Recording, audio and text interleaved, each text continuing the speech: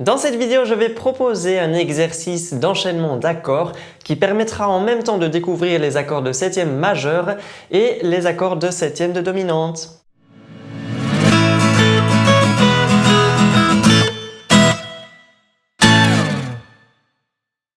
Salut à tous, c'est Robin Mace. Je préviens les grands débutants que j'utiliserai parfois des termes théoriques dans cette vidéo, comme les mots tierces, quinte, septième, octave, etc. Malheureusement, le but de cette vidéo n'est pas d'apprendre tous ces termes, donc je n'expliquerai pas ces termes en détail. Néanmoins, cela n'empêchera pas d'apprendre l'exercice qui, au final, est efficace pour apprendre des positions d'accords et de faire bouger un petit peu ses doigts.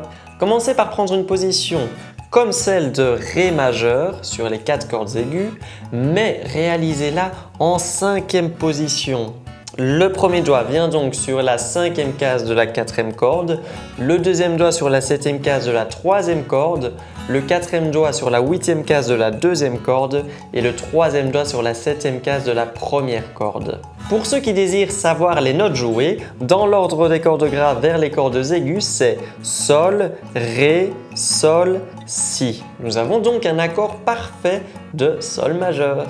Le premier doigt occupe la basse, la note fondamentale. Le deuxième doigt occupe la quinte juste de l'accord.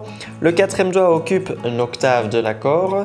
Et le troisième doigt occupe la tierce majeure de l'accord. L'étape de l'exercice après avoir réalisé cette position est de changer notre note d'octave en une septième majeure. La note sur la deuxième corde ne sera plus sur la huitième case, mais un demi-ton plus grave sur la septième case. De cette manière, nous réalisons ce qu'on appelle un accord majeur 7. Pour réaliser cet accord, il faut donc changer les doigts sur les cordes. Le premier doigt et deuxième doigt ne bougent pas. Il faut donc inverser le troisième et le quatrième doigt. Le troisième doigt vient donc sur la septième case de la deuxième corde et le quatrième doigt sur la septième case de la première corde. La dernière position d'accord à connaître pour réaliser l'exercice est la position d'un accord de septième de dominante. Pour cela, il faut transformer la note de la septième majeure afin d'obtenir une septième mineure par rapport à la basse. Il faut donc encore une fois descendre la note de la deuxième corde d'un demi-ton, c'est-à-dire d'une case. Il y a encore des changements au niveau des doigts. Le premier et quatrième doigt ne bougent pas et il faut cette fois inverser le deuxième et troisième doigt. Le troisième doigt vient sur la septième case de la troisième corde et le deuxième doigt sur la sixième case de la deuxième corde.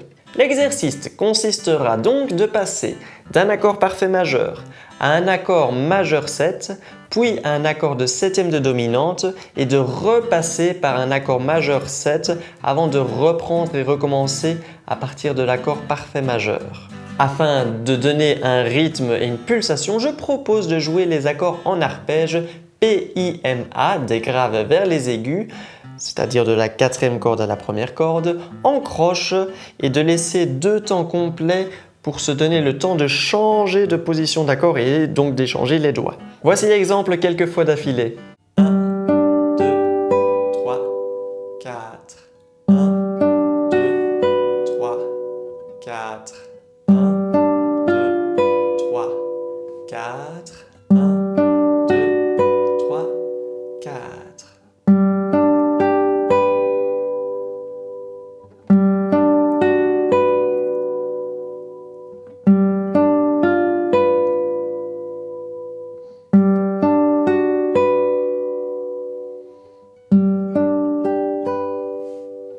Voilà qui est tout pour l'exercice. Celui-ci permet donc de se familiariser avec les positions d'accords parfait majeur, d'accords majeur 7 et d'accords de septième de dominante. L'exercice permet aussi de comprendre que la seule différence dans ces accords est la note sur la deuxième corde qui est parfois une octave, parfois une septième majeure et parfois une septième mineure. La tierce reste majeure et la quinte reste juste. Dans cette vidéo, nous avons appris ces positions dans les cordes aiguës de la quatrième à la première corde.